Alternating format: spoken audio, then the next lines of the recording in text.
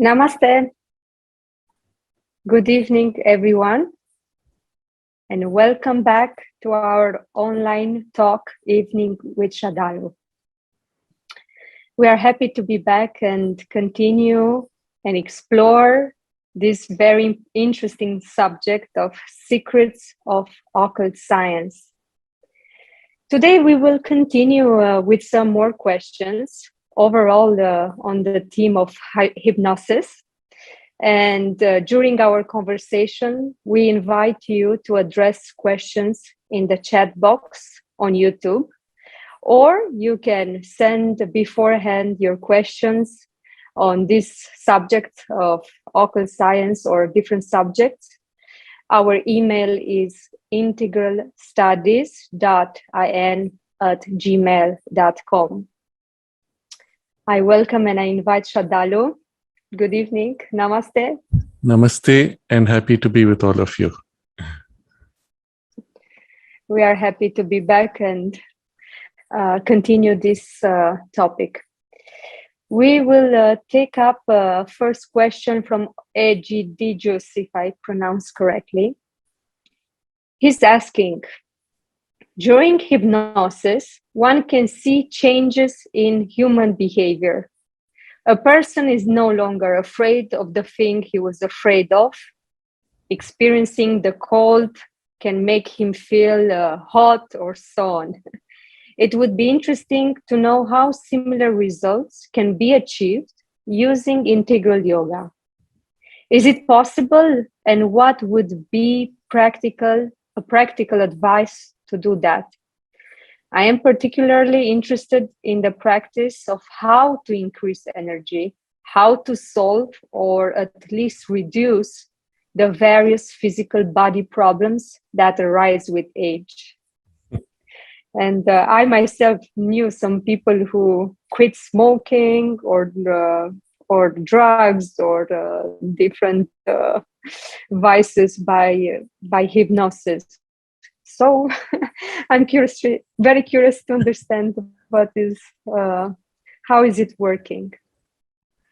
Yes, in fact, hypnosis is such a fascinating subject, and it is so wide in some of the phenomena associated with it. Sri Aurobindo himself, in various writings across various volumes, refers to hypnosis, sometimes in passing, sometimes in great depth. And there is one particular article which goes enormously in depth, which is just called Hypnosis and Yoga. And of course, there we will find many of the answers to the questions that we are seeking. Nevertheless, the other passing references are almost as critical, as suggestive. The mother herself has been asked this similar questions about hypnosis, and we have fascinating explanations from her. The general sense, and I'm going to take this as an entry point for a larger discussion on hypnosis, and we will come to the full answer to the question towards the end. The general sense is that hypnosis is a phenomenon that taps into our subliminal ranges of consciousness. And somehow, by a suggestion that a hypnotist, someone other than me, makes a suggestion to me, changes the working of those subliminal ranges, processes, and just his suggestion through words, which is all that I am aware of, or perhaps there is something that comes through thought, is enough to change completely the working within me. There are a whole range of phenomena which are demonstrated on stage. So there is a stage hypnosis, which is very different from therapeutic hypnosis. And so we'll first look at the range and scope, because the stage is much more dramatic, and then we will come to therapy and then come to yoga. So on stage, the hypnotist typically invites people from the audience and says who would like to be a subject for hypnosis. And there's a group that comes, and he goes through a kind of a filtration, removing those who are less suggestible. Straight away, this gives you an idea that there are some people who are more suggestible, others who are less suggestible. What makes for that distinction is also very interesting. I have not found in hypnosis literature a very clear psychological understanding of what makes this. Often we have people who will claim that I cannot be hypnotized. They often make the best subjects for hypnosis because they're skeptical. They don't even accept that they will be hypnotized, and it's easy to bypass their cover of self-deception and put the suggestion in, and they make very good subjects sometimes. Equally, there are people who simply because they have such a weak power of attention that it is difficult to take them into a state of hypnosis. But by persistent series of suggestions, one can often have a similar effect as a hypnosis, not useful on stage, but in the long run, their thoughts, emotions can be very easily modified, molded, because, and this is the difficult part for us to accept, the fact is the bulk of humanity lives in a half hypnotized, somnambulistic state. Somnambulism is sleepwalking. In a state of half sleep or full sleep, a person gets up, walks, does things, sometimes goes back to sleep, sometimes wakes up in the middle of the activity. I have perhaps narrated in one of our sessions long ago, a friend of mine who, because he was enormously sleep deprived, had got into this habit for a while of somnambulism. So one night he wakes up, or so he thinks. He's in a dream state, but he thinks he has woken up. He takes a shower, puts on his clothes. I don't know if he ate, but he drove in his car all the way across a city, went to his place of work where the gates were closed, and he pressed the car horn for the guard to open the doors, to open the gates, surprised that the gates are closed. And repeatedly pressing the horn, and in the middle of the night, woke him up from his sleep, and he suddenly found himself in the car in this somnambulism.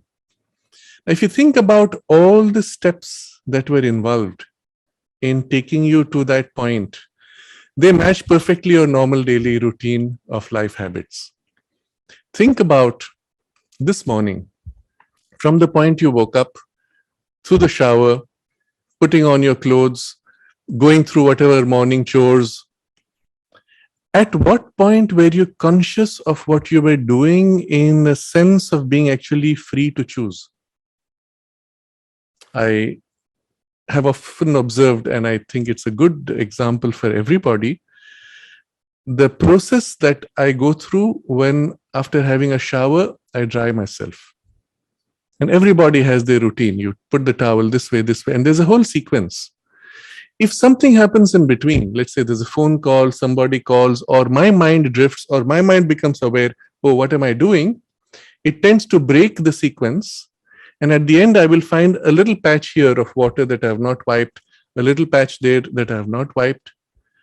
But somehow, when I go through the semi-automatic process of wiping, every part is covered. Every part is dry.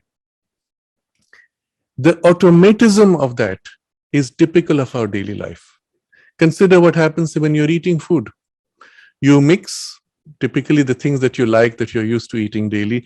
You mix them, you take a spoon or with hand, you put it in your mouth and chew. That entire process is almost entirely automatic. And especially if you're sitting with friends in a conversation, you are not aware of what you did. All of this is practically somnambulistic, or could be done in somnambulistic states. If you can now consider how much of your daily life is actually like this, we can quite confidently say that something like 90% at least of our life is in a half sleep state. Hypnosis is a state of, let's say, half sleep, or interiorized awareness that to our waking surface consciousness is half sleep or full sleep. And therefore, suggesting to a person, putting a hypnotic suggestion is actually very easy. So when the stage hypnotist invites his audience, the bulk of the audience are suggestible. Very few, and I would say from what I have read of literature, because I've never done it as a stage hypnosis, but from what I have read of literature, they will say 3 or 4 people in a group of 100 are difficult to hypnotize. And by difficult, it means the normal processes of doing it rapidly are not so easy. Either you change the process or it takes a little longer. That's about it. The bulk of them are suggestible because we are so used to living in this half hypnotic state all the time. Out of that, they will try to filter out for the most suggestible because you want to do something dramatic on stage. Having done that, out of the volunteers, at least half of them have been selected. There are 10 of them sitting on stage. The hypnotist, depending on what they want to demonstrate, will just go from the first person, tap them on the shoulder or touch the head or take their hand and just give a command, sleep. And the person who's otherwise normal just slumps. That's it. Just a single command. Sometimes there's a more complex process. It all depends on how dramatic you want to make it for the purpose of the show. But the simplest command is simply sleep. Sometimes it can be done without a word. Simple gesture, holding the hand, shaking the hand. One of the great master hypnotists was Erickson. And he was a pretty aged man. He could demonstrate extraordinary control with hypnosis. He could heal people. He could reprogram entire personality behaviors. He was, of course, much more into therapy. But one of the things he used to do, which was what created a whole new field in modern hypnosis called speed hypnosis or speed induction. The patient comes to him. He would reach out to shake his hand. He would shake hand once and the patient would fall into hypnosis instantly. So they even use the term instant induction. People were scared to shake hands with him because they might just be thrown into hypnosis. And I met one of his, somebody who was a student with him for a while, and I asked him, what was the skill there? And he gave me this very interesting example. He said, the man was a little aged, his hands used to shake a little bit. So he would put out his hand, shaking. And as you reach out to clasp his hand would drift a little bit. And momentarily your attention is distracted to try to hold his hand. And he would just pull slightly and poof, you were in hypnosis. That moment of distraction where you were, let's say, going to meet him, you were going to say, momentarily your attention shifting created as if a small gap through which his intention, command, will, influence, whatever word you use, would just slip in, and that was all. Sometimes he would say sleep, or he would just hold, shake. Words are not so important here for a skilled hypnotist. Because finally, the word itself is a carrier of a suggestion, isn't it? In cinema, you see things which are much more perhaps long drawn. Somebody swings a watch or a pendulum or a shiny object and things like that. Now, when you look at the technology involved in all these, there is a turning of attention to an object, or there's a point of entry where the mind is slightly distracted or made tired. So when you watch something moving, after a point, your mind becomes tired, slips into a state of mechanical receptivity, and that's the entry point. There are physiological bases for hypnosis. There's a plant which is found in South America, which I do not recall the name of the plant now, but you can find it on the internet. The perfume of the flowers of the plant have the effect of putting people to sleep. The extract of the plant has a hypnotic effect when applied on the skin. So if you go to sleep under that tree, they say you won't wake up because you just stay on in a sleep state. But the liquid which is extracted is used by some thieves. What they would do is reach out to a tourist with the liquid applied on some part of the skin which is very thin, and the body absorbs the liquid, and suddenly the person finds themselves unable to resist any command. They will just tell the person, oh, from this point on now, you will do whatever I say. First, open your purse, hand over all your money. And the person who is in that state is as if dissociated from the body and his personal will, finds himself doing everything as if unable to control himself. Once the thing wears off, he, so to say, wakes up. And of course, he was conscious all the time, but he was as if in a half dreamy state. He tells the police, I couldn't help it. The person told me to do this and I just did it. Or if the dosage is very high, they will simply not remember what happened and just their money is gone.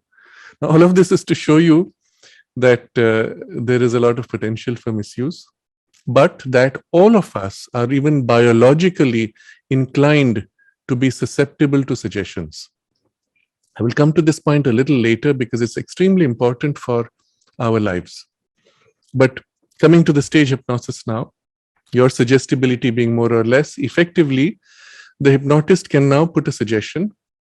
And what kinds of suggestions? Some of the most entertaining are what are called post-hypnotic suggestions, where a person is told, once you come out of hypnosis, you will not remember what I said, but the command that I give you is afterwards for the rest of the evening, every time that I speak a certain word, you will get up and repeat a certain phrase, or to make it more silly, you will sing the national anthem.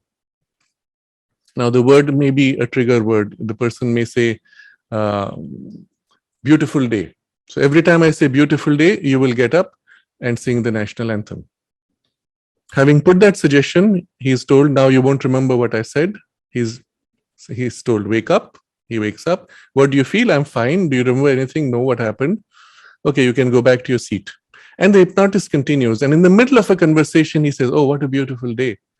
And in the audience, this man gets up and starts singing the national anthem. He's fully conscious. He believes he is doing it out of free will.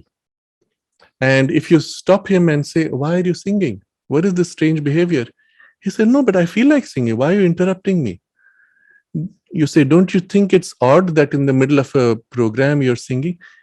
He says, no, it's perfectly normal. Why are you questioning me? I felt like singing. His entire perspective of life, values, self-image, environmental appropriateness of the situation, all that is as if automatically warped to fit this suggestion that it is normal to sing, and he doesn't know why. He doesn't know the trigger word. Again, and then he sits down, he's happy with himself. Again, as the conversation goes on, the show goes on, again, the hypnotist uses that keyword. This fellow gets up and speaks. There's a TED talk, I believe, which is very famous, where the hypnotist programs someone similarly with the post-hypnotic suggestion to say that every time I say the word hypnosis, you will get up and say hypnosis is fake. So for the rest of the program, this man repeatedly gets up and says hypnosis is fake. Now, this is extremely important to understand because your entire personality and behavior has been shaped by one single suggestion with no conscious memory or no conscious capacity of your discrimination to warn you that you're doing something wrong. Consider what would happen if such a suggestion was made to an entire group of people, if it was made to the entire audience, if it was made to an entire city or an entire nation or entire humanity. And it's not difficult. You saw how easy it was to put the suggestion also.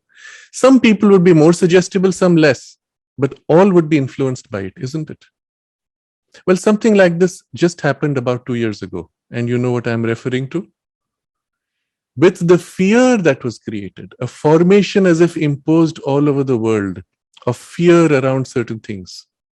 I'm not being too detailed because there is too much influence now to remove videos which criticize what happened. But just so you know, all over the world, everybody lived in a state of fear to breathe even, fear to meet people, fear to touch, fear to have any exchange or contact. And at that point, if you asked yourself on what basis, you would find no justification in reason. Your mind would attach to some suggestions here and there and justify it in a way that once you break out of that hypnosis, you look at yourself, you say, why did I behave like that? And yet it was imposed on the mass of humanity. And there were some of us who actually questioned it.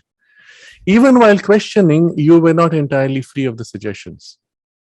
You had to make a conscious effort to break through.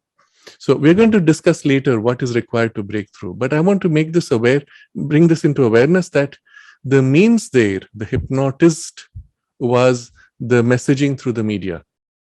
All those of us who exposed ourselves to media found ourselves sucked into a certain belief system which was so compelling that you could not but behave even when you knew it was wrong.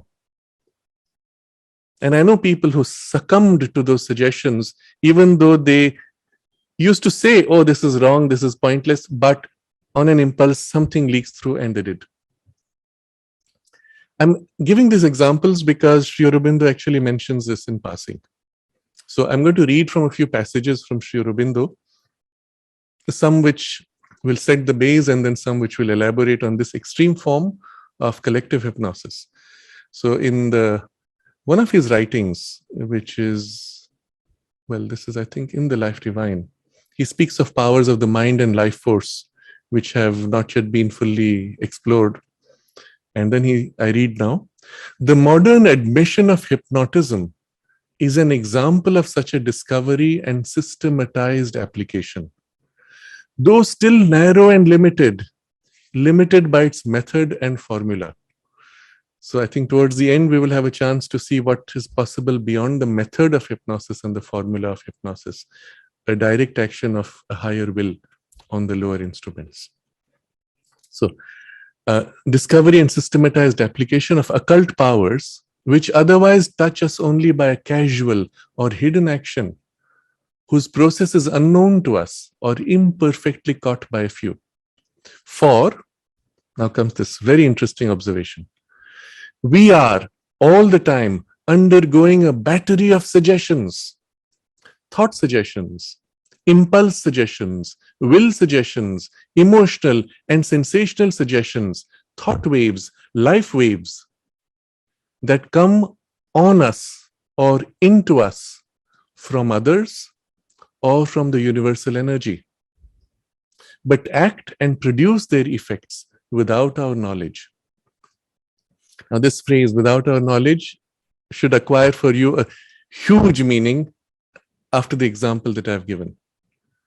That literally you can be made to stand up in the middle of a crowd in a large public function and behave in a manner that is entirely erratic, ridiculous, stupid, shameful, and yet not realize it.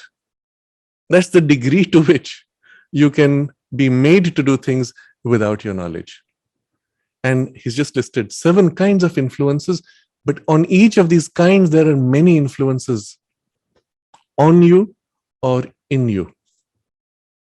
So I continue the text. A systematized endeavor to know these movements and their law and possibilities. First is to know. Then to master and use the power or nature force behind them, or to protect ourselves from them, would fall within one province of occultism. So you know, you master, you use them, but you also need to protect. Once you realize the power of these suggestions, you also want to be able to protect. But it would only be a small part even of that province of occultism. It is a small part. For wide and multiple are the possible fields, uses, processes of this vast range of little explored knowledge. So he's just giving you a suggestion, a hint as to how large the scope of this kind of knowledge exists. And the scope of this knowledge is to enlarge and control the mind with the mind, our life and body, and to act on other people's minds, lives, and bodies, or on the movements of cosmic forces. This is the broad scope, of which occultism is a small province, of which this hypnosis is a tiny little corner. This setting you in the basic framework, you realize that right now upon you are so many suggestions coming on all these different kinds. And each is like a hypnotic suggestion. How vulnerable actually are you?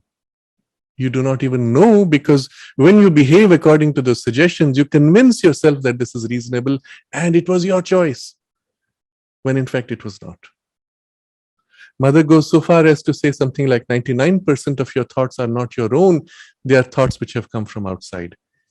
Equally true of impulses. Any impulse that comes as an impulse, be wary. I would even make it a part of the yogic training that every time there's an impulse, disengage, withhold, step back, reconnect with a deeper or higher poise of consciousness, and value the impulse from there. A true inspiration would be felt as coming from higher, passing through. It will not be an impulsiveness of the character of the vital, or even a mental suggestion. So, learning to discriminate, to distinguish, and then consciously to allow or to choose is an extremely important part of developing protection from this vulnerability. Now, in another text, this has to do with his writings, with his other writings. He speaks of how there is a mass hypnosis which is imposed on us through education. Education itself is a form of hypnosis. Think about what is done to you from childhood. From the time you enter school, you are, so to say, beaten into shape. Nowadays, less physically violent, nevertheless psychologically as violent as before. If you don't behave, the teacher looks at you and says, behave yourself. Or they create a social pressure of the collective that says, you stand out. How dare you be different? And you want to, so to say, align to the current belief system, behavior patterns. There's a particular word which is slipping my mind. It'll come back. This is so strong as a social conditioning. There's a video which perhaps if I can find it later, I will put up in the comments or in the description of this particular discussion, where there's an experiment shown. There are, let's say, 5 patients. It's on YouTube. There are 5 patients sitting in a dental clinic, and one of them, and there's a beep which is played on the loudspeaker every now and then at random. One of them gets up every time there's a beep, gets up and raises her hands and sits down again. She keeps doing that as if it's the most normal thing. The other 4 look at her strangely, and after a while, hesitantly, they get up and do the same. After doing it 2 or 3 times, they stop thinking. Some of them are reading, some of them are watching their mobile phone. They get up, raise their hands, sit, and continue as if it's the most normal thing. One by one, they're called to the dentist. The first girl who started this is gone. The other 4, one by one, are removed. Only one remains, who's now doing this. Now, new people are introduced. New patients are allowed to come in. And it's an experiment where none of them know what's being done to them. So the second person who comes sees the first, and for no reason starts doing this. The third, fourth. One of them, after several, asks, why are you doing this? And the other says, I don't know. Everyone's doing it. I suppose it should be done. And then this person, after an initial hesitation, does it also. After that, it becomes the norm. Everyone is doing it. One person started a trend, others followed blindly, simply to follow the norm. This tendency you will see when, for example, there was a great pressure in the last 2 years to have things stuck into you. The commonest reason was everyone's doing it. Everyone is saying it should be done. But on what basis were they saying? Well, because everyone said it to them. So there's a technique which is used in mass programming, mass hypnosis, which is called the echo chamber effect. You wake up one morning, every television channel, every newspaper is has the same headlines. Something horrible is happening. Maybe it's horrible war that's happening. Millions of people are dying. And nobody knows if it's true or not. It's just being said. You get up and then they tell you, be very afraid. Even headlines say, you should be afraid of this, or how sad, or the suggestion is given of your, or how shameful sometimes, or you should be angry that this is happening. And the suggestion is given, and when you step out of your house, everybody is repeating the same thing. And suddenly everything else is forgotten. This becomes an overwhelming compulsion.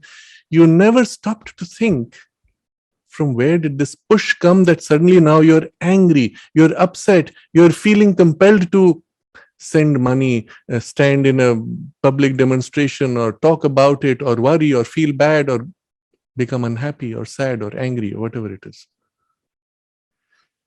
Suggestion put from many directions at the same time creates in a collective a pattern of behavior, where each one wants to slip into the collective thinking everyone else is doing it, I can't stand out and be different. And this is how, well, we are easily programmed by those who control the headlines of newspapers and television channels. So education is actually a form in which this is imposed on all of us from childhood to conform. That's the word I was missing. Conforming to the current collective value system. Everybody is doing it, so I better do it. Otherwise, I will stand out and I will not be liked. I will not be loved. I will be set aside by society. What is society? You are society. You are going to define what others will follow, but instead you are following what others look at you and think is normal, as you think and look at them and say is normal. If you look at children's television, and there's a whole genre there which we, as adults we don't look at, but if you remember what it was like, they will have things like, what's the new fashion, what's in, what's out, we will tell you. Now that's one person telling you based on what he was told by a company which has already 6 months ago planned what clothes and colors they will sell, and they have now got into these key entry points. Now these terms are called mass influencers. Influencing is the word hypnosis, by the way, is the same word. So mass influencers who will now promote these values, standards, or patterns of behavior, habits in the community, in the collective. Now suddenly everybody is doing the same thing, wearing the same clothes, buying the same things, which was all planned for by the puppet masters. To realize we are puppets it takes a bit of a courage. And education is one of the most powerful means to compel conformity in society. Now, Sri Aurobindo is referring to this in one of his writings, though very specific to India at that point. This is one of his earlier writings, and he's fighting for India's freedom from colonial rule. So there he describes how education, never was an education more remote from all that education truly denotes, he writes. Instead of giving the keys to the vast mass of modern knowledge or creating rich soil for the qualities that conquer circumstance and survive, they made the mind swallow a heterogeneous jumble of mainly useless information. Think about all that you studied as a student, which you mugged up to pass an exam. How much of that was useful for your life? And I would say straight away, 95% you could just throw out. Swallow a heterogeneous jumble of mainly useless information, trained a tame parrot to live in a cage and talk of the joys of the forest. And this is so true. All of us speak of freedom when we have been made puppets, not realizing that we are puppets. Puppets made to speak of freedom, made to believe that you are free. How free are you actually? If you consider that at every step you have to provide certain evidences, proofs of your identity, etc., that's just one example of how constricting society is becoming as it is more and more organized. So the freedom that you have living in the jungle is completely gone. And yet you're told you are actually free in thought when you're not allowed to think that which does not conform to what the puppet masters decide. Well, but this programming goes very deep because it started from the time you were born. Now comes the rest of the text, which Sri Aurobindo hits out. And this is specific to India, but I will say what he describes is true of all modern education today. He says, British rule, Britain's civilizing mission in India, has been the record success in history in the hypnosis of a nation. Now, this phrase, hypnosis of a nation, is very important because it just tells you straight away, yes, this has been done, this is done, it is being done today to all nations. But this is the record success in history in the hypnosis of a nation. It persuaded us to live in a death of the will and its activities. Your will has been killed. Taking a series of hallucinations for real things. Look at all the values that you chase. I am going to get such and such a degree. I'm going to come first. I'm going to come second in an exam where you just parroted up. That's your proof of your capacity to parrot up. And you're going to come first in that. To prove yourself a better slave, a better mind-numbed puppet. And what do you do next? I will look for a job. And that's part of the programming. You are never told you will create many jobs. You will start as an entrepreneur something new. You're not told that. Those who do it are those who have survived the system having been majorly damaged. I'm drifting a little bit into education, but with the context of hypnosis of a nation. So, series of hallucinations, fake values that you change for the rest of your life, that you chase for the rest of your life, all of them being fake and hollow. I saw a movie, this was on one of these channels, Netflix, which is powerfully pushing some of this messaging now for young people especially, but for older people, to shape social behavior. And in this movie, this man takes alcohol, drugs, and free sex. And then he proudly says, all that's cool is said to be bad for your health, but I will do it because it's cool. Something like that. This word cool, you'll see a lot of young people speak of cool. What is cool?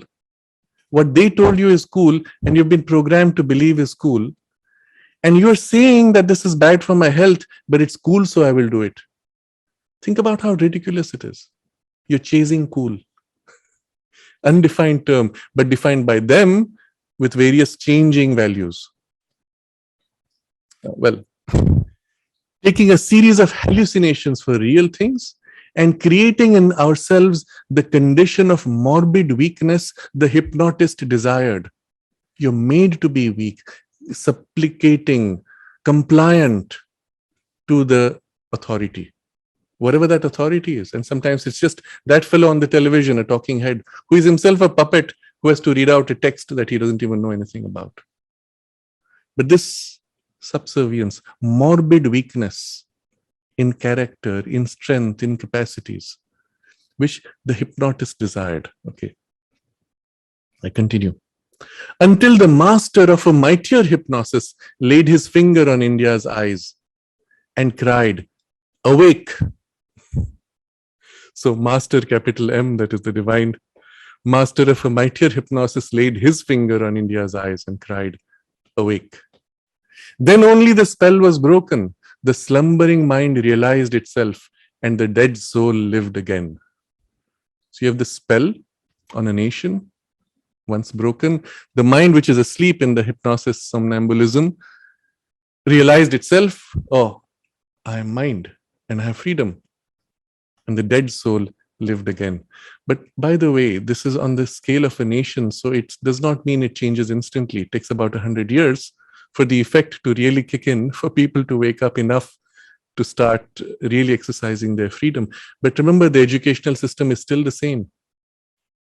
After 70 years of India's freedom from colonial rule, the educational system designed by them has still continued. And only now you see some attempts to change it with huge resistance from the hypnotized, who say, don't dare change.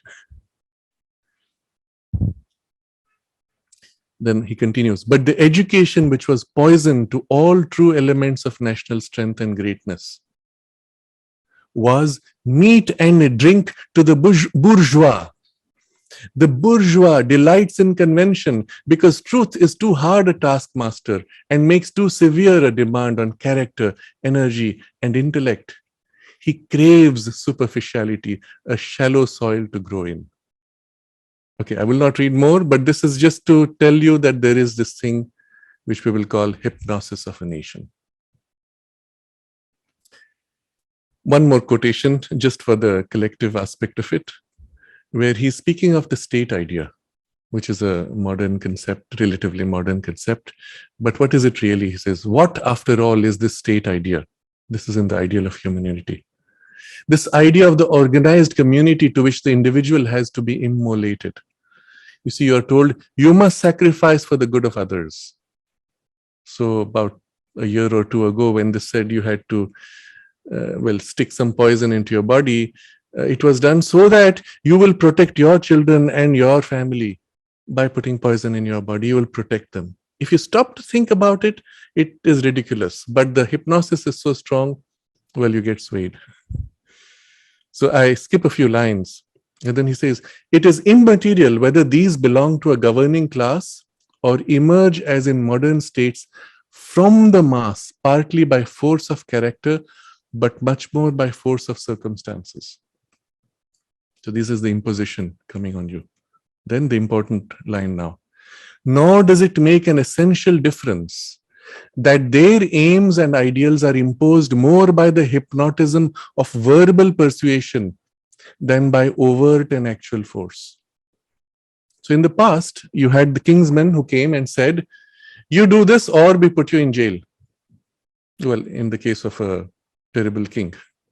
Or you had compulsions of an elite who had the means and you who didn't have the means, and they said, you either do this or we won't give you whatever access, knowledge, resources, finances, food, etc. So those were external compulsions.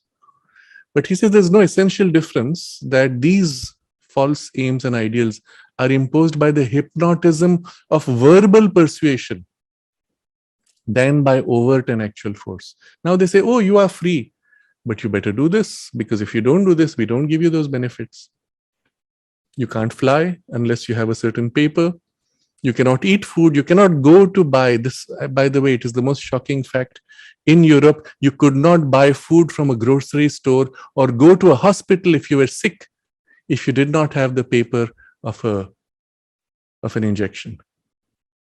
Can you see how violently freedom was suppressed in what was supposed to be a region of democracy and freedom of human growth? And nobody recognizes that your freedom has been taken away. The same people who are suffering now are imposing this on others and saying, if you don't do it, you are causing distress to us. And when a poll is supposedly made, we don't know how accurate the polls are. Is it, would you like these restrictions to be removed? People out of fear say, no, keep them. Protect us from the dangers by keeping us more bound as slaves. That's the suggestion that was imposed by this hypnosis of verbal persuasion. And you are a good citizen, you see, because you are being a good slave and not thinking too much, not questioning too much. And this is the modern form, he says. These false aims and ideals are imposed by hypnosis of verbal persuasion. In either case, there is no guarantee that this ruling class or ruling body represents the best mind of the nation or its noblest aims or its highest instincts. And this would have been useful if those were good people wanting to do good to you, and through education or such means actually sowed seeds of a higher aspiration, of higher, truer values that would accelerate human evolution. What they do instead is actually the reverse today. Think about this, and I won't go too much into this angle now, having covered it sufficiently, that it's a form of hypnosis. collective hypnosis. And one last, which he, in a letter Sri Aurobindo writes to Barin, he says that there are times when there are huge changes that take place in people, in empires, continents, where the order of things undergoes a change, and the forces of life, of what was past vitality, instead enters an advancing decay, atrophy, and dissolution. These are the words Sri Aurobindo uses. And then he says to Barin that you've heard me say this of the still persistent and reluctant medieval system in India. And you have not wondered when you're criticizing at that time India under colonial rule. You have not wondered. But you're surprised when I give the same description of this wanting and dominant Europe. Remember, at that time, Europe was all powerful. And you say, oh, in India, things are declining, there's a decay, there's atrophy, dissolution. People accept. But that's happening in Europe. How can you say that? How can Europe be decaying and declining and atrophy or dissolving? So Sri Aurobindo asks him, when I give the same description of this wanting and dominant Europe, why? Because it is wanting and dominant? I think so. There are two hypnotisms that work, Sri Aurobindo writes. There are two hypnotisms that work with an almost miraculous power on men's minds. The suggestion of the habitually repeated word and the suggestion of the long-lived or robustly accomplished fact. So these are two hypnotisms. The first is habitually repeated word. Everybody says this, habitually repeated, and it becomes a part of your vocabulary. In Sri Lanka, I'm told, it's part of the collective culture to use a certain phrase that says, I have lost everything, I have no option left except suicide. Now, how this came in, we don't know. I don't know, let's say. And as a result, when people feel they have reached the limit of their capacity, the phrase is being repeated in their mind from generations and from the collective suggestion, no option left except suicide. And they commit suicide. If you look at the younger generations today, and it's a recent phenomenon of the last 10 years, brought in through cinema from Hollywood specifically, and I don't know who are the puppet masters here, but the form of the suggestion is this phrase, you killed it. So when somebody does a good job, the phrase is, you killed it. Isn't that weird? You killed it. Now put a human being there, you killed it. Put an animal, you killed it. Put a beautiful project that you've accomplished, you killed it. Isn't that weird? It's completely contrary to the sense of accomplishment. But that's the phrase that you're told, and if you notice, it came in only through cinema, and you have all the young people repeating this mechanically. Oh, you killed it. You smile, you laugh, you killed it. What's the programming that's happening? The repeated word is when you kill it, you have accomplished. Or accomplishment amounts to killing something. And the two tend to get blurred. So habitually repeated word. It can take other forms. Our economy is sinking. Why? Because the newspaper says so. Oh, we are poor. Why? Because the newspaper says so. I'll give you an example. If for people who have just immigrated to, it was the example I had was from UK. So the person goes to the UK and he's living what he thinks is this very comfortable life. Maybe there are certain areas of comfort. He has to wash his own clothes, wash his own vessels, drive home to work every day, pay for a parking, etc. He comes to India. He has a driver who drives, a taxi which is cheaper than owning a car. Over there, he has to own a car and pay the loans to the banks. Here, a taxi which is cheaper than owning a car with full facility. He has a maid that comes to wash clothes, wash vessels, sweep the floor. Tell me, in terms of standard of living, who is more comfortable for less money? And yet you're told that life in India, you are poorer than life in the UK. Think about it. Does it make sense? And the only reason for that is the value of the currency earned. For 1 hour work in India, you earn so much. For 1 hour work in the UK, you earn so much. But the conversion rate of the UK pound to Indian rupee is 80 times. So for 1 hour work there, if you convert it to rupees, you get 80 times more value. And that is conversion rate, which is artificially fixed by governments or the World Bank or some such entity. If you look at a person working and the value of what he earns and what he can do with what he earns, value of life in India is much more comfortable. You are actually wealthier. Total value of gold in India is higher than almost any other country. But if you took all this into account, the GDP is a fake value system. Because the GDP is a measure of how much transaction was made, which was accounted for, paid for. So one of my jokes, it's not a joke, it's actually a fact. We can double India's GDP overnight if everybody who cooks food sells it to the neighbor. So I cook, instead of eating myself, I sell it to the neighbor. They cook, instead of eating themselves, they sell it to me. Straight away, your GDP shoots up.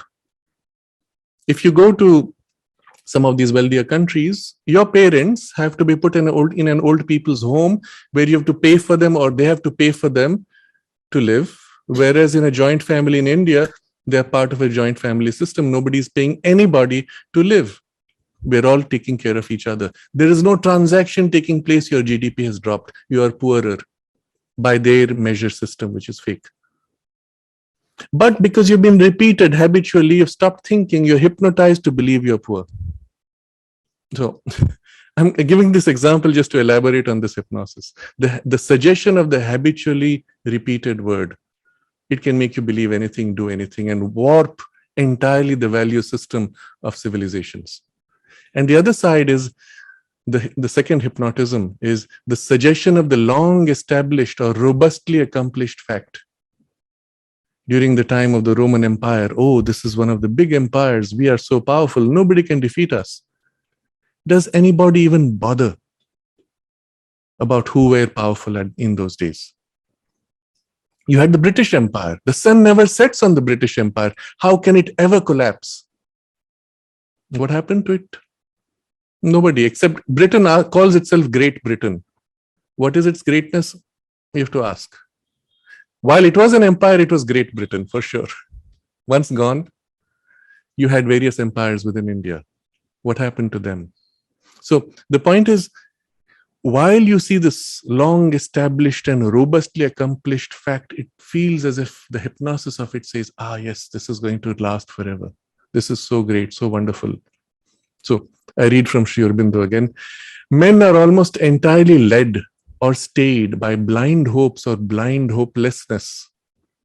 They are ever ready to cry, as it was yesterday, as it is now, so it shall be forever. Or to sigh, this thing is, has been, promises to be. How can I ever overcome it? In the centuries to come, perhaps. But for me, my limits are set and the wall has been built around me.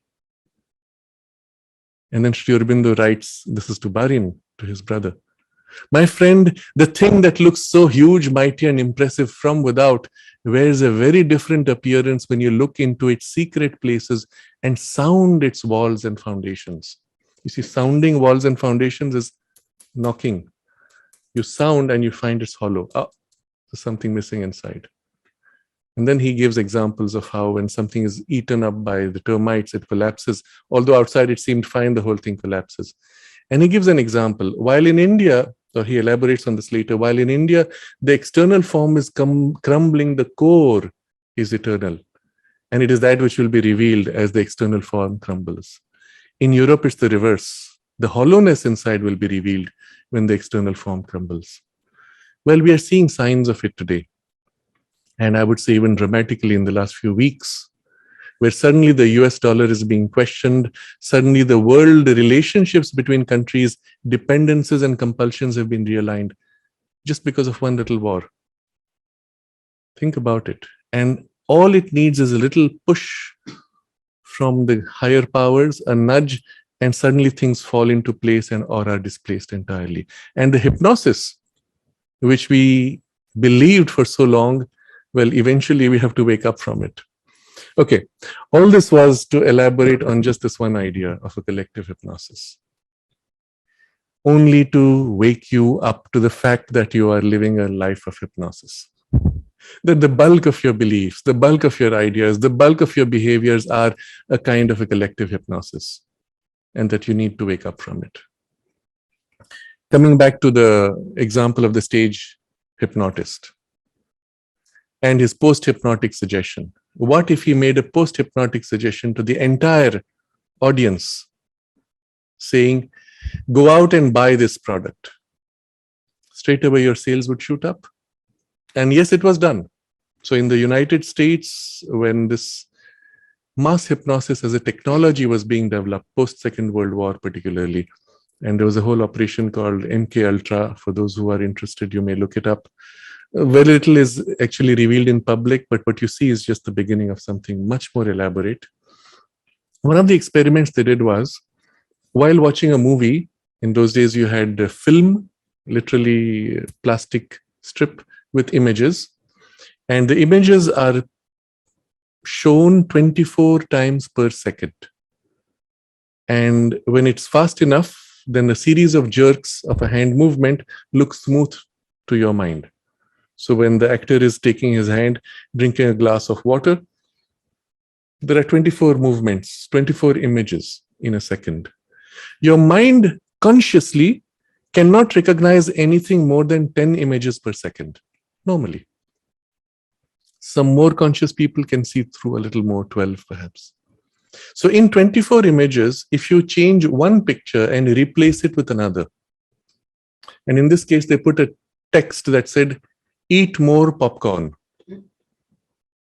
So you're watching a movie, and at a time when you're most suggestible, there's a moment of tension or an emotional content, you are drinking in the whole experience. Suddenly they flash this one little square, 1/24th of a second, that says, eat more popcorn. Maybe they flashed 2 or 3 times.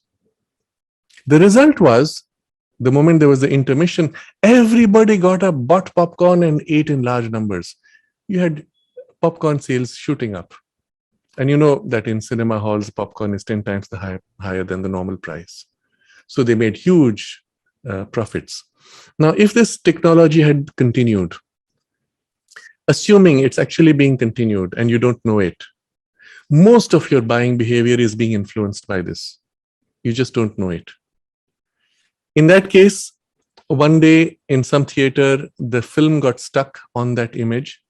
It created a scandal. The government had to pass a law saying you're not allowed to do this kind of subliminal, the word tells you, advertising.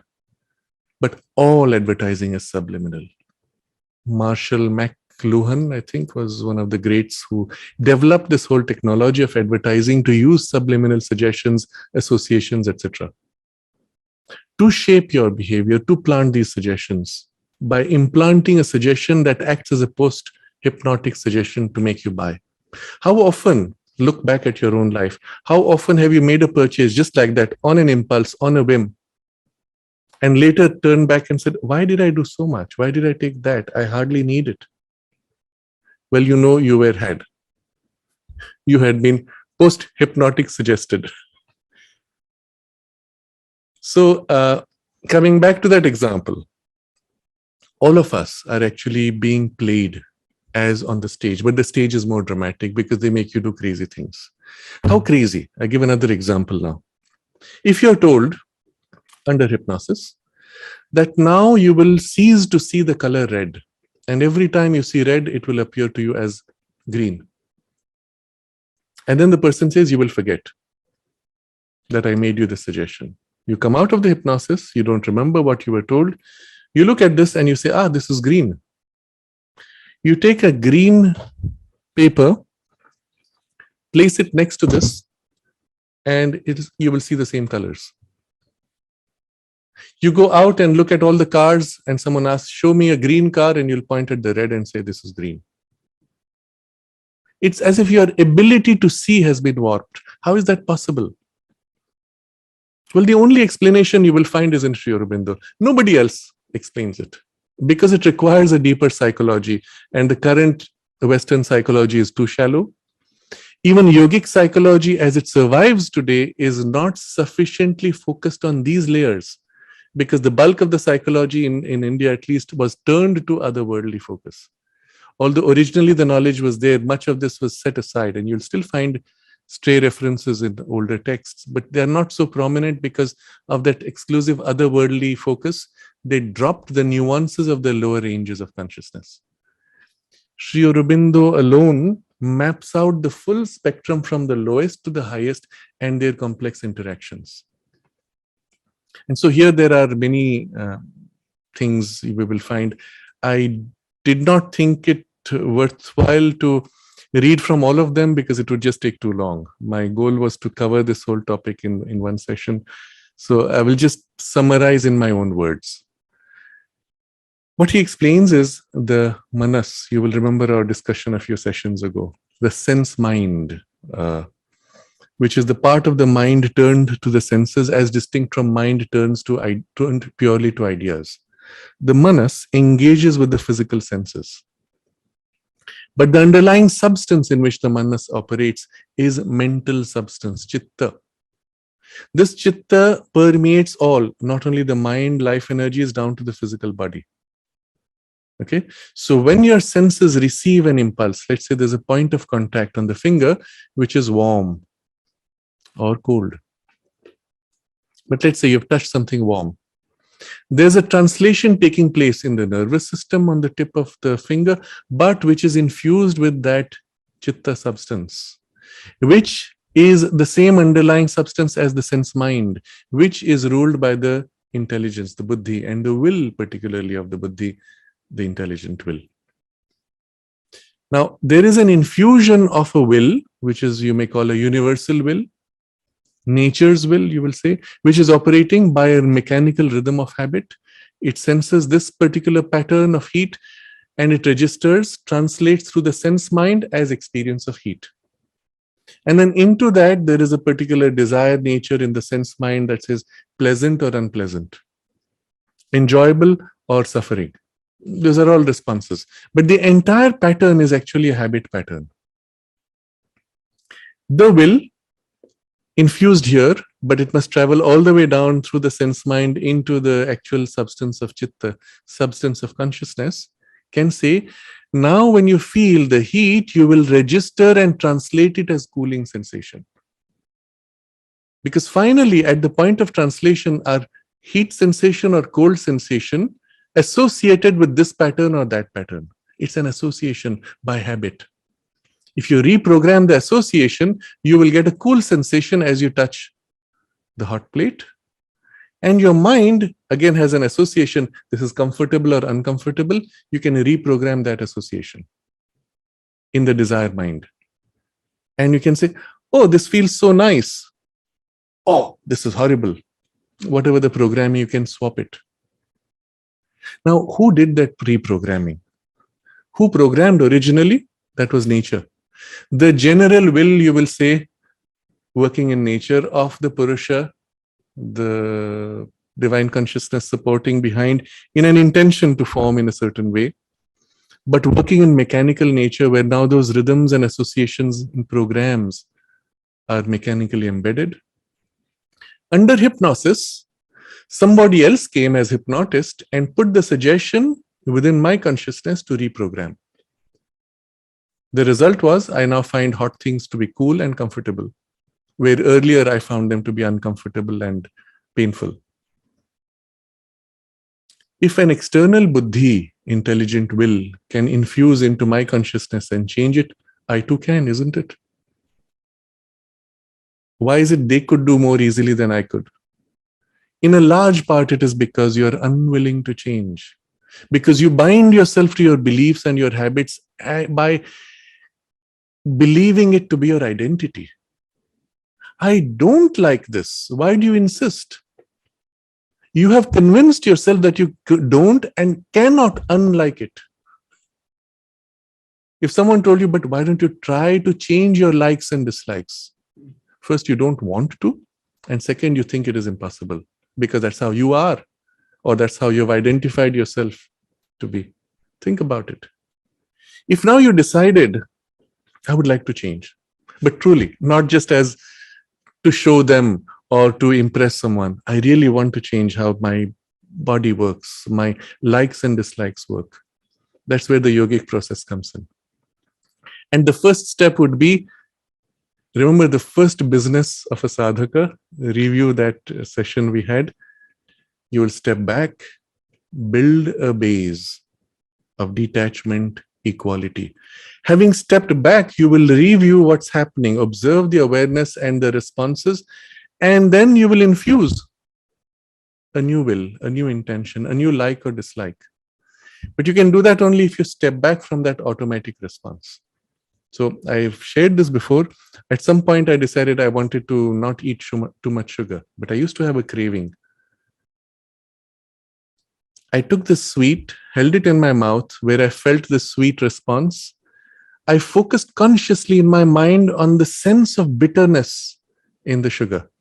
Interesting. Try it out as an experiment. You hold the sweet and try to feel the bitterness in it until you begin to feel it more and more. Focus on that. Remember our discussion of the direct method. You swing awareness to the bitterness aspect. You are still aware of the sweet, but your focus is on the bitterness. And now I put a value on it. Oh, I don't like it. 2 or 3 days at most. And then after that, I found I had a distaste for the sugary taste. Certain types of sweet which were more natural, coming from the apple, for example, or some fruit, were nice. But this sugar to which I had programmed the bitterness response and dislike, oh, no thanks. It was easy to switch. Of course, from a yogic point of view, you want to bring equality. But I'm just showing you how a direct action of your own will in this way would achieve the same thing which a hypnotist would do to me through a post-hypnotic suggestion. Hereafter, you will find the sugar tasting bitter and you will dislike it. But to do that, he had to first put my mind into a kind of a sleep state, because the active mind, which is the one that's opposing and refusing to change, was my problem. So under hypnosis, that part is made quiet, and the inner ranges of consciousness are open to suggestion, where he puts a suggestion which now act. If my surface mind was not so stubborn and rigid and limiting and refusing to change, I choose myself to make the change. I turn my awareness to my own subtler, deeper layers, to whatever I can access, and implant the suggestion. I have the same result. But sincerity is needed on my part, and faith. Remember that key word again. So central to the sadhana. That you are convinced that within you is the capacity to change, and within you is the change itself, and you become what you know yourself to be. Because you could not do it, somebody else had to do it who had the faith that it would happen. One of the very important things under hypnosis is the faith that the hypnotist has, which is transmitted to the patient. And often in the training of hypnosis, you are imbibing a faith by seeing somebody do it and say, wow, it's possible. I never thought. But now that I've accepted, I can transmit that same faith to the patient. Think about it. So there's a faith that you need. Now, suppose you replace the hypnotist. You open instead to a higher source of consciousness, to the Divine Mother. And say, Divine Mother, you do this, you help me, but you must have the faith and the sincerity to want to change. And then if you can participate in the change itself, in the change of the habit, change of the rhythm, patterns, reactions, likes, dislikes, responses, whatever it is, in principle, you will have the same result. So you may even use this phrase, hypnotized by the divine. Because of the phenomenon, you would use the phrase, but the meaning would be very different. In fact, Mother uses this phrase, and I'm going to read from that, and I had to do it because you might say otherwise, how can you dare to use such a strange word out of context? No, Mother uses this phrase. So somebody asks her, Mother, sweet Mother, dusmer, there are people who do hypnotism. Doesn't that the person on whom it is practiced fall ill? Mother says, not necessarily ill. It depends on the kind of hypnotism and hypnotizer. One thing is certain, she says, that this person loses personal will, that the hypnotizer's will takes the place of the personal will. Otherwise, it would not work. But not necessarily ill. terribly dependent. You see, once the hypnotist has done this, I say, oh my God, I need to go back to the hypnotist, reprogramming for that. It creates almost a kind of slavery. Then after a long silence, she says, it depends entirely on the hypnotizer and the hypnotized and how it is done. You see, the knowledge itself is so much in its infancy today. Even in the most developed as a technique, it is still in an infancy. The principles behind are yogic and have much larger implications. So in its ordinary outer form, it is something that can cause much disturbance. But, she says, but there can be a spontaneous hypnotism, which may be the expression of a divine force. But then that does not work in the ordinary way. I think there are as many cases as people. It's like every other thing. If you put scientific knowledge in the hands of ignorant and stupid people, it can produce catastrophes. And then she speaks of ill will, which again, with hypnosis, you can do a lot of damage. And then she says, it could be said that if the divine will works in you, you can call it hypnotism if you like, and yet it is the supreme good, you see. So I needed to read this out because she's actually using that word. You can call it hypnotism if you like. But the principle is the same. It's not a hypnosis. You're not going to sleep, and therefore we don't call it hypnosis. But the principle of operation is exactly the same. Instead of an external will of another human individual with limited capacities, mixed intentions, you open to a higher will of the divine, which acts in you much more directly, much more deeply, much more completely. But you need sincerity and the faith in that and in the possibility of the change in your consciousness. So this was one thing which, there's another very interesting discussion Sri Aurobindo has about how you can have different aspects of personality with different memories. And then if the person uses a skillful hypnosis and brings you to the right state, you can discover a third state in which the memory of both are actually held, which shows you that it was always one person, not different personalities. And so there are interesting discussions like this, which give you a deeper insight that even under hypnosis, one can be taken into, let's say, deeper states which are subliminal. And so one can do things. The problem is, and this is where I link it to Mother's discussion, it depends on the hypnotist and the method used, which, as you know, is very infantile. I have, seen, heard, read how people do certain types of hypnosis, particularly with past life regression, or even just ordinary hypnosis. They take a text, which is called a hypnotic script, and they're reading, relax, do this, do that, visualize this, now this happens, and they lead you through a process as they read. Sure, it has an effect, but that's the very crude, superficial form of hypnosis. I've also been in the presence of a situation where the hypnotist was yogically developed, had a certain skill, I will even say mastery of that, what was being done, led the person actually into the certain state of consciousness, his own consciousness following, or rather leading, drawing the person into that state, and this was for a past life regression, brought that to the point. And then because he was able to hold full clarity of consciousness without imposing his own suggestions, he was able to then say, now, what do you see? And then the person described the perception without mixture of expectation. Now, I'm giving this as an example because, in fact, what happens, a lot of people under hypnosis are made to remember things.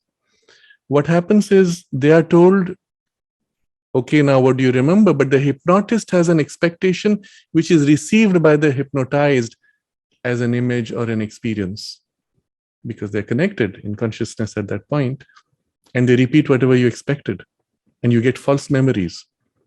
There's a whole technology developed in the MK Ultra technology, which I referred to earlier, which is actively used today. You will see scientific papers written on it, which is used by the intelligence agencies, the papers written by the CIA in this, where they describe how you plant false memories under hypnosis. The person comes back fully remembering in rich detail certain events, but they're all entirely faked and planted in this way.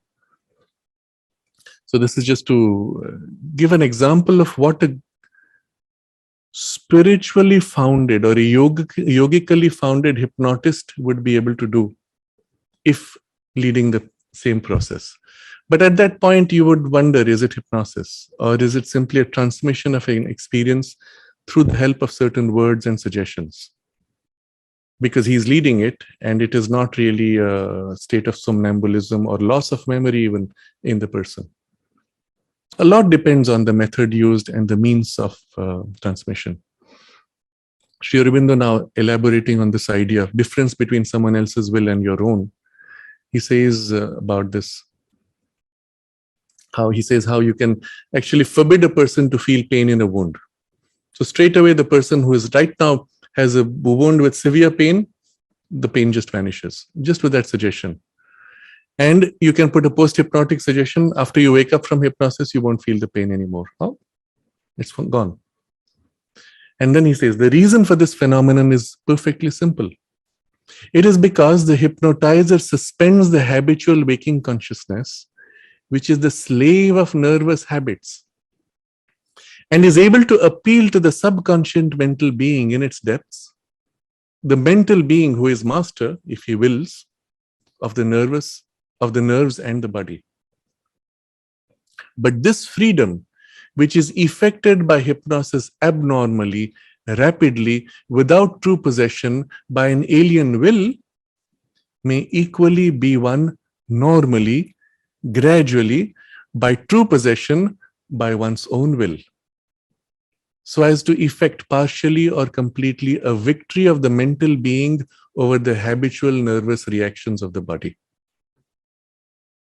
So very simple, and this would be in response to the questioner asking, what is the relationship with the yogic process? Can we achieve the same? Yes, and much more. For the simple reason that not only you're able to make the same change, but because you are leading in consciousness, and especially if you're aligned to something deeper, you're able to access far deeper possibilities of consciousness, which that hypnotist may or may not be able to fully reach. And that's why some hypnotists are more skilled, some less. Even in reading a same script, the results may be more or less depending on their consciousness, depending on their access. I would even go so far as to say that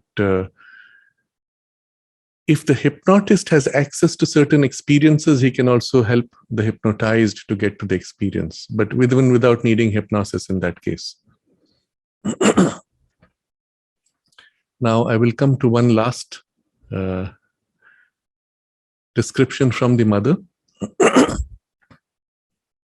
where she takes this question to its ultimate. And I think we will close for today with this discussion. I'll just quickly scan through the questions.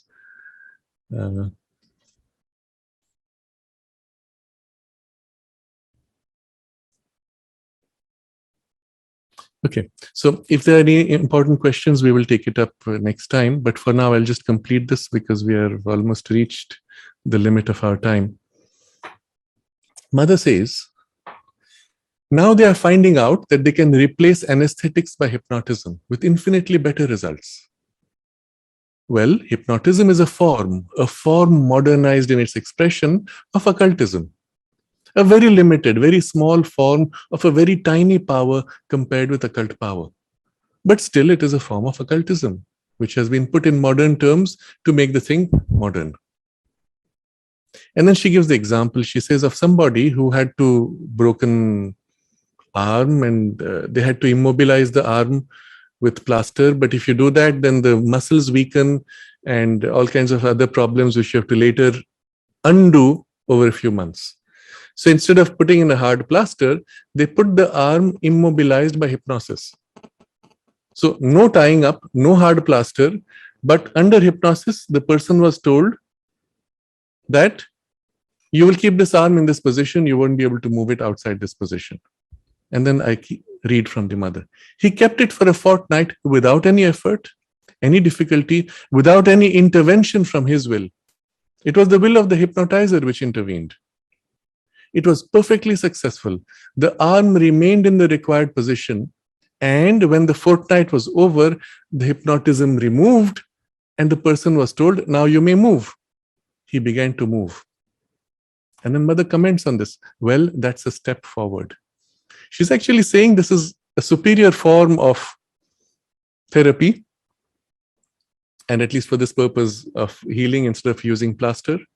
So what I want to point to in this first is that hypnotism has a tremendous potential for therapy, for healing, if used rightly by people who are more competent or more, well, yogically established. And one can do miracles with this kind of intervention. But if you are yourself in a yogic path, then you can achieve the same result by your own will. And you would call it self-hypnosis. But now I come back to mother's text. Someone asks, they say hypnotism has a bad effect on the hypnotized person. Mother, no. If somebody practices hypnotism to impose his will on another, it can obviously do much harm to the other person. But we are speaking of a hypnotism which is practiced in a humanitarian way. It may be said for precise reasons. All the bad effects can be avoided if one who does it has no bad intentions. And she gives an example. If you use chemical formulas in an ignorant way, you can cause an explosion, and that is very dangerous. Well, if you use occult formulas ignorantly or egoistically, which is even worse than ignorantly, you can also have harmful effects. But that doesn't mean that occultism is bad or hypnotism is bad or chemistry is bad. You're not going to ban chemistry because there are people who cause explosions. And someone says, but you need special qualities to learn occultism. She says, of course, for everything you need special qualities, even to be a musician or an athlete. So I skip that portion. And then we come to something very important now. And this is central for us from a yogic point of view. She says, there are two types of progress, not only one.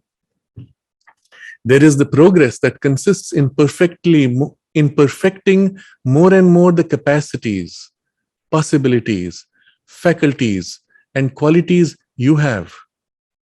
This is what is normally obtained by education. And now she comes to the second.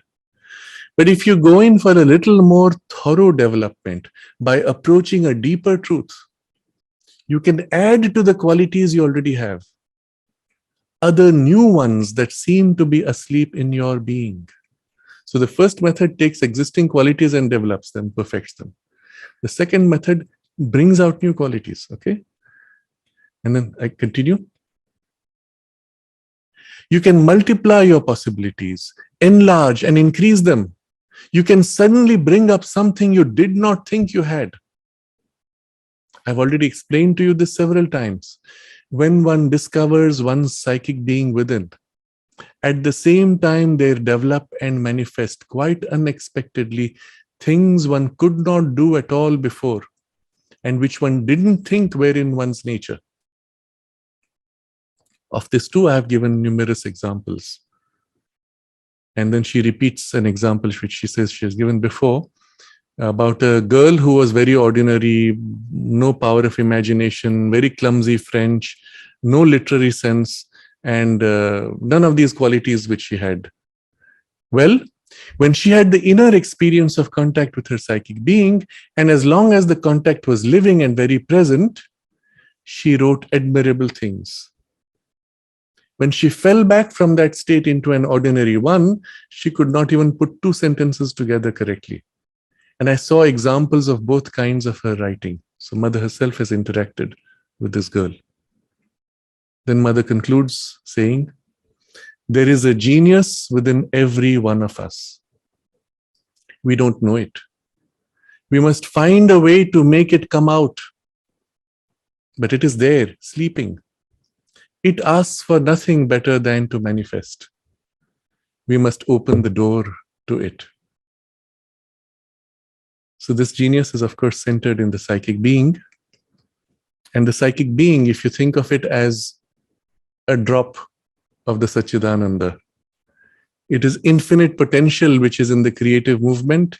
Now infinite potential as a drop, but infinite potential nevertheless, ready to bloom out. Layers and layers of possibilities, infinitely petals, new dimensions, new directions, new possibilities, new skills and capacities. And in the example mother gives, this girl who had nothing of the talent of language or skill or literary sense or writing, suddenly writes beautiful, perfect, inspired language. She misaligns from the psychic and poof, it's gone, and the normal personality is there, which is incompetent or incoherent. So dramatic can be that shift. Align yourself to the psychic influence, and what flows is beautiful, streaming, inspired, clear, with new faculties and capacities that you could never imagine. You lose the alignment and it goes away. That means the true source of all of your highest faculties and capacities is in the psychic. In fact, if you think of it this way, every life is only a duration given to draw out certain faculties and develop and imprint them in your nature to their full potential. And in so doing, the psychic has as if developed the capacity now to draw out and manifest more completely, which as an essence it carries into the next life. And that's how you grow from life to life, developing aspects and faculties of the psychic potential, which is infinitely free. But instead of doing one side each life, in this very life, you can open several of them and allow its full emergence instead of tracking one little pattern on the more surface layers. From deep within, all the different facets could begin to fill, flow, and develop to whatever extent. And as long as this alignment remains, all that growth will remain in essential form for the richness of your soul's evolution to be taken into successive lives thereafter. Think about it. Consider where you would put more effort. You can take a few narrow track of facilities and develop, a few narrow tracks of faculties and develop, or go deeper to the full possibility and richness of infinite potential and allow its greater emergence, fuller emergence, and enrich your life even suddenly in a way, because the moment that influence comes, everything is there.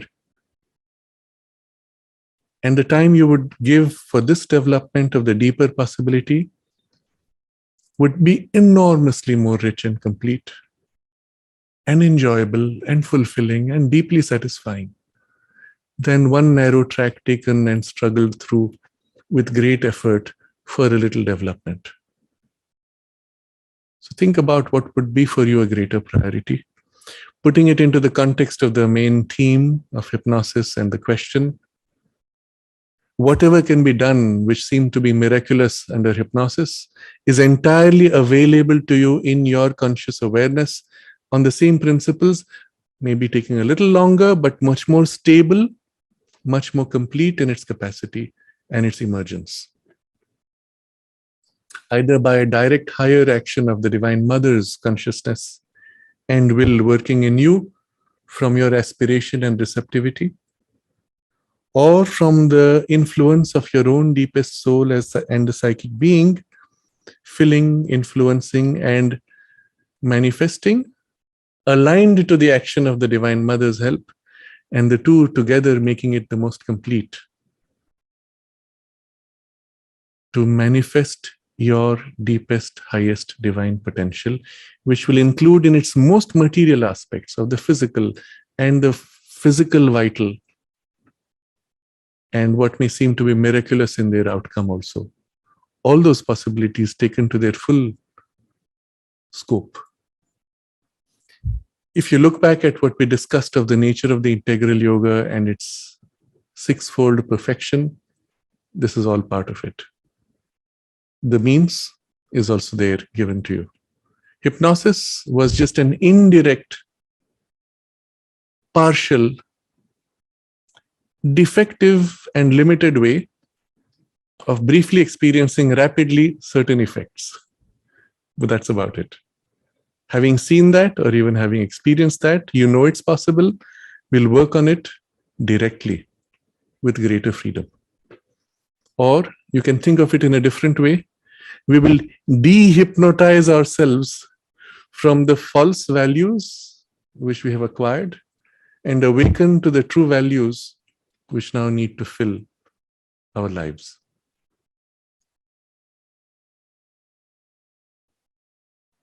We can, if there are further questions on the theme of hypnosis, you may send them, and perhaps next time we will start with those questions to complete the topic. Or if there are no other questions, then we will just continue with the next part of the topic, which will also be a continuation of the theme of secrets of occult science. We can take a moment to concentrate in this aspiration and this sense of purpose.